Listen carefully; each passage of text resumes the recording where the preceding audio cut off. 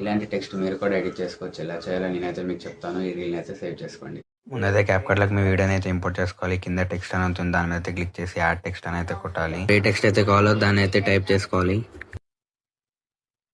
ఫాంట్స్లోకి అయితే వెళ్ళి మీకు ఏ ఫాంట్ అయితే కావాలో దాన్ని అయితే సెలెక్ట్ చేసుకోండి.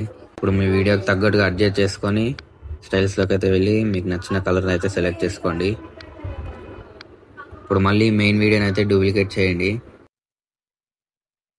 డూప్లికేట్ చేసిన దాన్ని అయితే ఓవర్లాక్ చేయండి. ఓవర్లాక్ అయితే చేసి ఇప్పుడు మళ్ళీ టెక్స్ట్లోకి అయితే వెళ్ళి టెక్స్ట్ మీద అయితే క్లిక్ చేసి టెక్స్ట్ని అయితే బ్లాక్ తీసుకోండి. ఇప్పుడు మళ్ళీ టెక్స్ట్ని కూడా అయితే డూప్లికేట్ చేసుకోవాలి.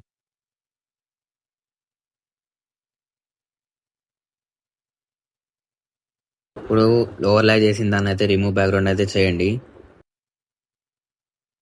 ఇప్పుడు సెకండ్ టెక్స్ట్ మీద అయితే క్లిక్ చేసి స్టైల్స్లోకి అయితే వెళ్ళి దీన్ని అయితే 0 పెట్టుకోండి. ఇప్పుడు స్ట్రోక్లోకి అయితే వెళ్ళి దీన్ని 20 పెట్టుకోండి. అంతే.